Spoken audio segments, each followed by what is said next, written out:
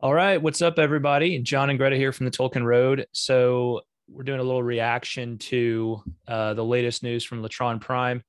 This was a couple of days ago. This came out. We were actually traveling that day that it came out, but saw it, and we're pretty excited. And so uh, now we want to do our reaction to it and talk about it and what this might mean. So first, let's start with what we're talking about here. So uh, on Monday, let's see, which was the 2nd of August, the Latron Prime Twitter feed released an image and a short piece of text, and that image was we'll talk about here in just a second. But the text was, on September 2nd, 2022, a new journey begins. So that's what we're going to be talking about. What does this all mean? So the assumption is that September 2nd of 2022 is the release date for the first episode of Latron Prime. That's also the anniversary of Tolkien's death. Right? That is indeed the anniversary, the 49th anniversary of Tolkien's death. So I was looking up, I was like, is there a proper name for the death anniversary? Because it's like anniversary, it's like, why would you celebrate a death anniversary? Right. But I don't know, like, so we do for the saints. That's true. That's true. A lot of their feast days are their death days. Yeah. Well, and it's appropriate, yes, on a religious level, absolutely. Especially in Tolkien's case. But yeah, so this is the date that, we're going to be, so a little further out than maybe, some of us are hoping, some of us are thinking. I think a lot of us who've been waiting, for several years for this now, want it as soon as possible. But if they need that time to make it awesome, then as awesome as it can be, then I'm all for it. So no one will be complaining if we watch that first episode on September 2nd. We're like, yes, right. This is what it should be. Right. Yeah, for sure. This honors Tolkien, right. And what he would have wanted. So that's what we're hoping out of all this. They could also surprise us. Yeah. There's always that chance that it's done sooner. Well, we're going to see, absolutely. We're going to see some trailers for this thing. Yeah. We're going to see footage for this thing before that.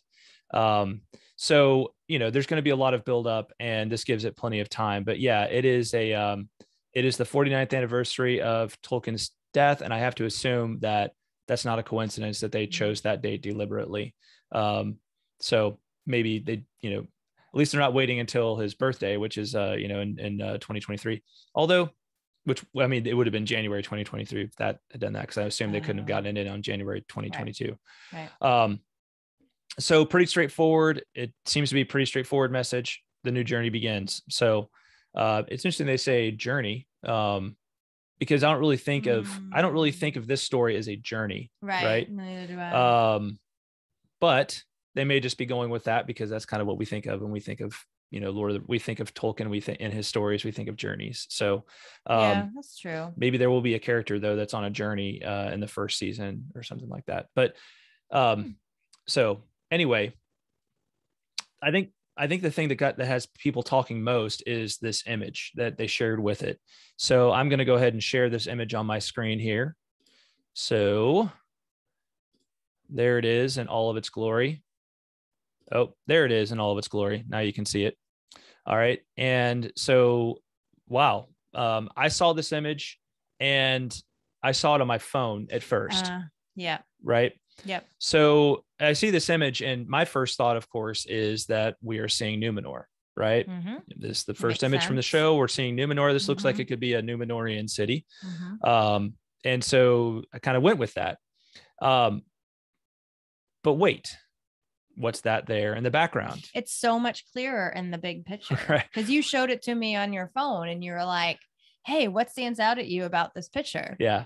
And I'm like trying to zoom in and like search around. And anyway, it's much, much clearer, full size. Absolutely. Absolutely it is. So it's much easier to see what's got people really talking here. You see right to the right of this city, you have what appear to be two trees, right? A darker tree with at least darker on its, on its body, and then a very bright tree, right? And they're both very bright in terms of the top parts of the trees. So of course, everybody thinks that this is the two trees of Valinor. Which what else could it be? Exactly. So I mean, I kind of have talked about this a little bit. Can it be anything other than the two trees of Valinor? Well, okay.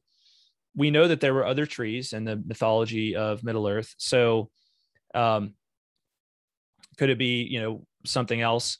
There was only one tree in Numenor, right? So, and it grew within the capital city of Armanelos, right?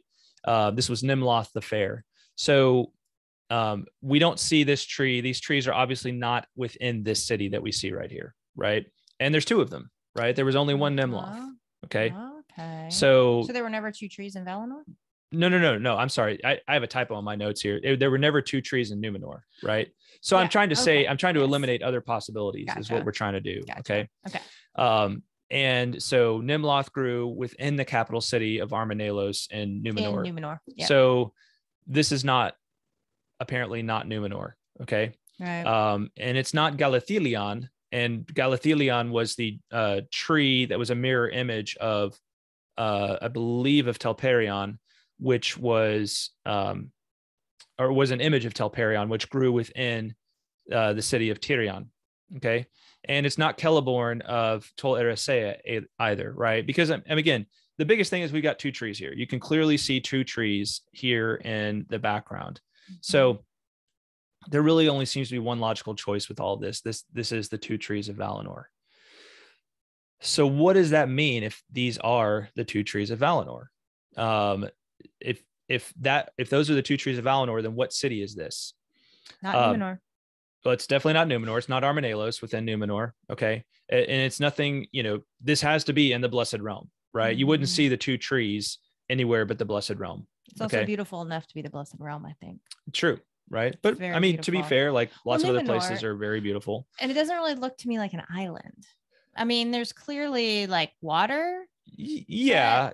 But I mean, you know, there's the city in Numenor of Armanelos is in the middle of Numenor, and Numenor is a big island, so you wouldn't necessarily see like the edges of the island unless from Armanelos. Looking at it from above. But you know, I think at this point it's pretty safe to assume these are the two trees of Valinor. So you know, could this be? So there's a couple of options in terms of what city this could be if these are the two trees of Valinor. The first one we might consider is Valmar, and which is the capital of Valinor. But this seems unlikely because Valmar was located on the plain of Valinor per the first chapter of the Silmarillion, which is beyond the Pelori, right? The mountains, right? The wall of mountains that protects Valinor from the rest of the world. And this city is clearly nested upon the base of a mountain, right? It's not. This is not in a plain. This is nested upon the base of a mountain here. Yep. Sure. So that really leaves one option, which is Tirion, right? So Tirion upon Tuna, right? In the 5th chapter of the Silmarillion, right there, we find the following. To these, the Valar had given a land and a dwelling place. Even among the radiant flowers of the tree-lit gardens of Valinor, they longed still at times to see the stars. And therefore a gap was made in the great walls of the Pelori. And there, in a deep valley that ran down to the sea, the Eldar raised a high green hill. Tuna, it was called. From the west, the light of the trees fell upon it, and its shadow lay ever eastward. And to the east, it looked towards the Bay of Elvenhome, and the Lonely Isle, and the shadowy seas. Then, through the Kalakiria, the pass of light, the radiance of the Blessed Realm streamed forth, kindling the dark waves to silver and gold, and it touched the Lonely Isle, and its western shore grew green and fair. There bloomed the first flowers that ever were east of the mountains of Aman. Upon the crown of Tuna, the city of the elves was built, the white walls and terraces of Tirion. And the highest of the towers of that city was the tower of Ingwe, Mindon Eldalieva, whose silver lamps shone far out into the mists of the sea. Few are the ships of mortal men that have seen its slender beam. In Tirion upon Tuna, the Vanyar and the Noldor dwelt long in fellowship. In sense of all things in Valinor, they loved most the white tree. Yavanna made for them a tree like to a lesser image of Telperion, save that it did not give light of its own being. Galithelion it was named in the Sindarin tongue. This tree was planted in the courts beneath the Mindon and there flourished. and its seedlings were many in Eldamar.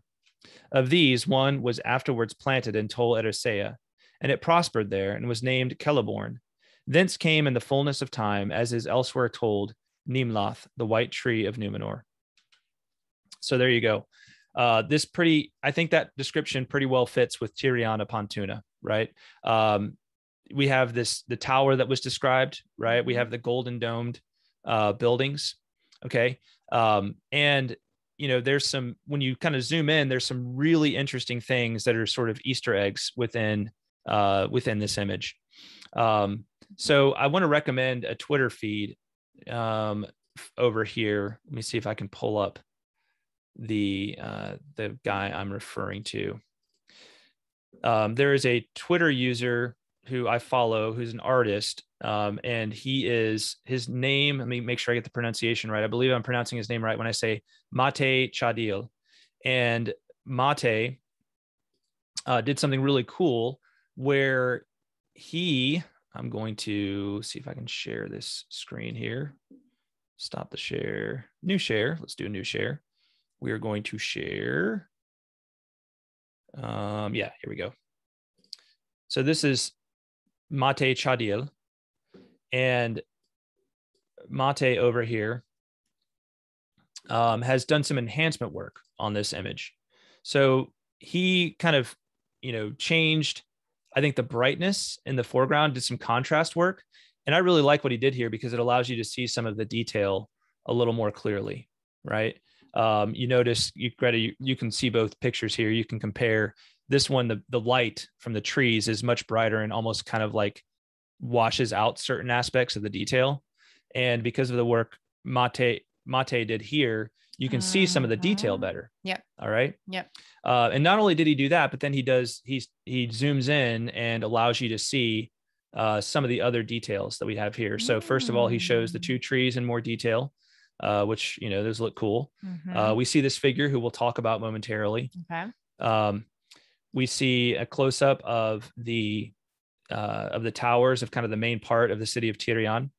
And I think right here, we're looking at the Galadriel, right? The image of Telperion, right? That was within the court of Tirion, right? Okay. That looks like it might be, at least it's a good candidate for it right there, right? We see some other images, just he zooms in a lot on the various images of the city here. This is something you really can't see in the other photo unless you look really closely and know where to look. But right here, check it out, right? You've got little sailboats, right? Yeah. And look like they're swan shaped, right? Oh, so these would be the ships of the Telperi, right? Mm-hmm. Right there. On the picture, the original picture, this is off to the left. Right. Yeah, this is off to the left right here. Yeah. Okay. And we also see some more sailboats in the river further up here, right, towards the two trees. Okay. And there might be some other Easter eggs I'm missing in here, but so there's some interesting things in this picture for sure. And I think we can, if we spent more time with it, we could probably figure out a lot of other things as well. So that is, that's kind of the detail that I want to go in here. So again, that's from Mate Chadil. Go follow him over on Twitter. Good artist, does a lot of good work. So check out his Tolkien work, especially. All right. So, so what does this all mean? And you know what, before we get there, we need to talk about this person. All right, let's look at the person. I'm going to share my screen again so we can have a good look at this figure here in the image. All right. So who is this? So Greta, I know you've already looked at my notes, but I didn't see this answer though. I will say my first thought was Elrond. You think it's Elrond? But now that I'm seeing it like bigger, it looks like it could be a woman. Yeah. Well, it can't be Elrond because Elrond wasn't around when the two trees existed. Oh. So if we're assuming that these are the two trees of Valinor, then this can't be Elrond. It can't be Elrond. Maybe a predecessor of Elrond. Maybe. Okay. Yes. Somebody would have to come. Now I don't know necessarily an ancestor, but Well, it's got to be an elf, right? Yes, most likely. I'm not- It could be a Valar or I a was kind of Maiar. wondering, could it be a Valar? In theory, yes, right. It could be Yeah. a Valar or a Maiar. So we don't have a lot to go off of here, but I do think it's a woman. Yeah. Am I still sharing? Let's see. Yeah, I am sharing. Okay. Yeah, I couldn't tell on the smaller image, but now that I'm seeing it bigger, it looks Yeah, like and it's I'm not probably sure a if we can woman. zoom in. I probably can't zoom in on the image because it's in full screen mode, but I think when you zoom in that you can see that there's like a bun, like that they have, that this Just the shape, figure I has a feel bun. like, and the way they're standing, it seems very feminine. And so I would agree with that. Uh and then I would say that I'm pretty confident that we're meant to think that this is Galadriel. I was thinking right? that might be her. It just fits with the way she was presented in the Jackson films, right? Mm-hmm. And we know that she, like, one of the things about her was that she kind of like her hair, like even ages later, reflected the light of the two, like the glory of the two trees, because she used to love to bask in the light of the two trees, glow, right? Yeah. Mm-hmm. And we know she was an Noldor, right? So she would have been associated with the city of Tirion, right? And we know she lived during this period. So it all seems, and the characterization just seems to fit with a, perhaps a much younger version of Galadriel. Yeah. Right. Yeah, I can get on board with that. I don't really see anything that confirms it for me, but I think it's the best guess at this point. So if you see any detail, if you know of any detail that would seem to confirm it, then, let us know. But that's my best guess. I think I'm 99% confident that this city is Tirion, and I am about 75% confident that this is Galadriel. Okay. So yeah, take that for what it's worth. Yeah. So what does this all mean now? What does this all mean? Well, assuming we are correct about the image, there are really three possibilities.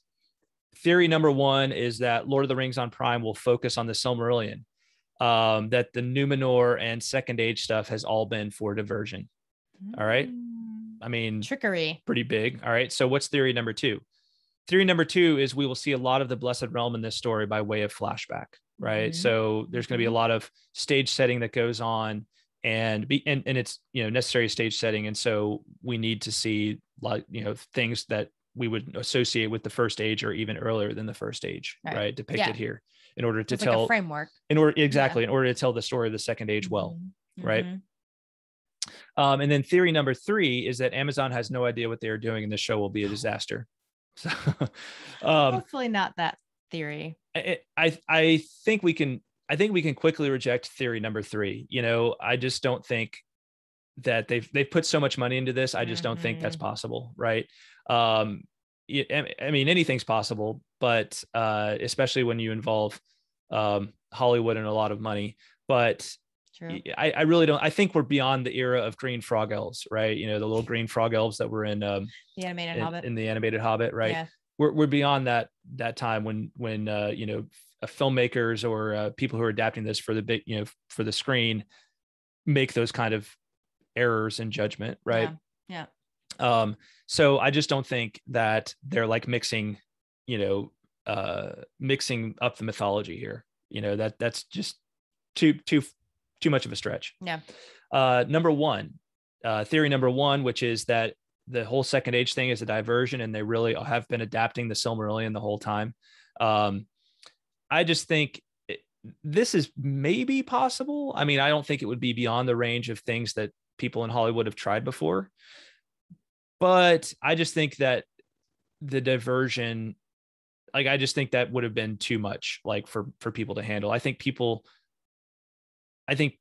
are really looking forward to the story of the Second Age at this point, right? I agree. I think people want to see the Silmarillion eventually, but I think just the Second Age would be too, like, to say it's not the Second Age at this point would be too much for people. Yeah, I agree. I don't even know what the point of that would be.